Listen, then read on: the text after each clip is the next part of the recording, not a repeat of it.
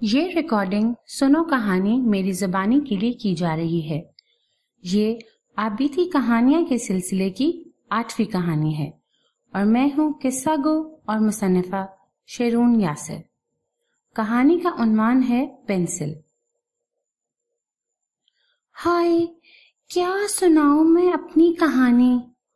اوہو، پہلے تو آپ سب کو میرا سلام۔ السلام علیکم دوستو۔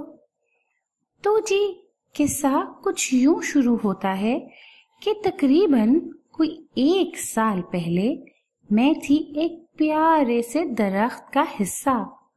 ہائے، کتنے اچھے دن تھے وہ! اتنا مضبوط اور تناور درخت تھا وہ۔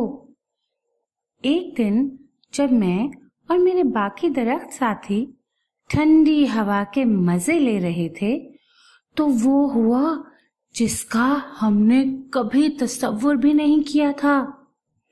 کچھ لوگ آئے اور باری باری مجھے اور میرے ساتھیوں کو کاٹنے لگے۔ ہائے میرے خدایا، یہ کیا ہو رہا ہے؟ کوئی تو بچائے ہمیں! اتنی چیخو پکار کی، اف میرے خدا! مگر کوئی نہیں آیا ہمیں بچانے۔ اس کے بعد سب درختوں کے مختلف ٹکڑے کیے گئے اور انہیں مختلف ڈبوں میں بند کر کے کچھ کارخانوں میں بھیج دیا گیا۔ کہاں میں ایک حسین درخت کا حصہ تھی اور اب بس ایک چھوٹا سا ٹکڑا بن کے رہ گئی تھی۔ اس صدمے کو میں نے اتنا دل پہ لیا کہ میں نیم بے ہوشی کی کیفیت میں چلی گئی۔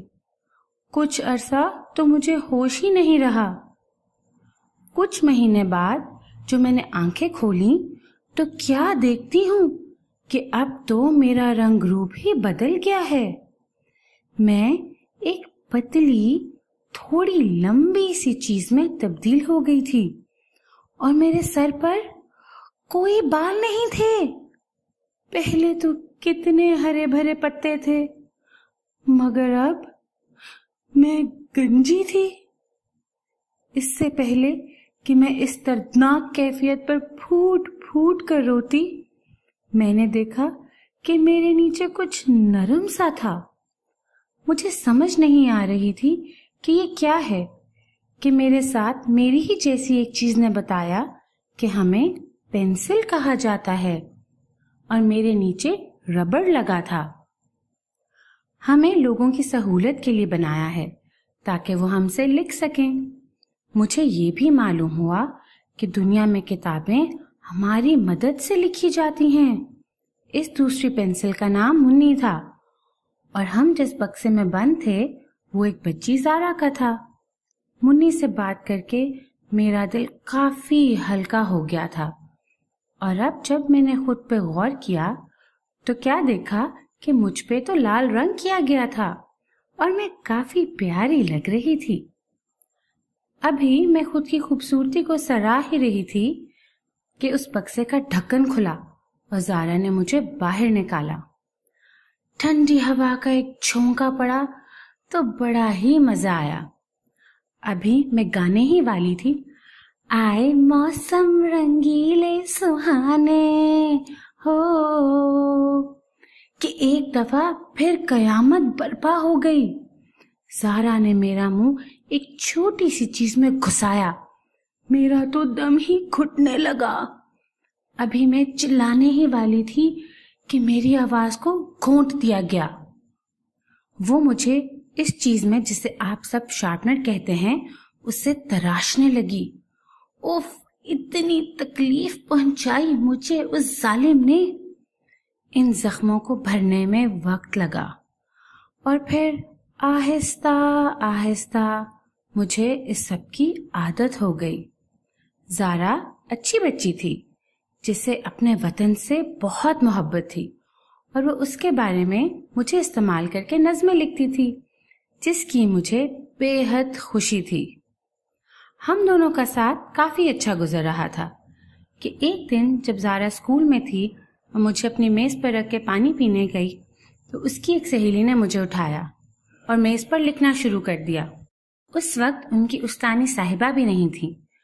इस बच्ची ने पूरी मेज का बुरा हशर कर दिया। जब ज़ारा आई और उसने ये सब देखा तो उसे यकीन नहीं आया। उसे गुस्सा तो बहुत आया, मगर उसने ज़ब्त किया और अपनी सहेली अनम को प्यार से समझाया। अनम, मेरी अच्छी दोस्त, ऐसे नहीं करते। पेंसिल बड़े काम की चीज है, मगर उससे अच्छे काम करते हैं। ये स्कूल भी हमारा है और इसमें पड़ी सब चीजें भी, जिनका हमें ही ख्याल रखना है। मैं इसको गंदा करके उसे खराब ना करो प्यारी बहन। मैं देख सकती हूँ कि आप कितनी अच्छी तस्वीर बनाती हो। मैं आपको कागज देती हूँ, आओ उस पर मिलकर खूबसूरत तस्वीर बनाते हैं।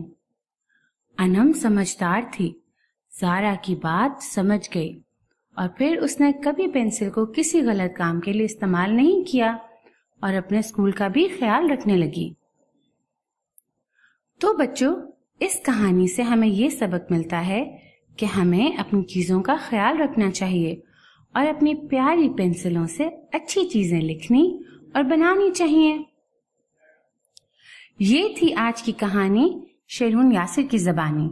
मजीद कहानियां सुनने या मुफ्त डाउनलोड करने के लिए हमारा फेसबुक पेज, यूट्यूब चैनल और साउंड क्लाउड लिंक सुनो कहानी मेरी ज़बानी लाइक, सब्सक्राइब और शेयर करना ना भूलिएगा।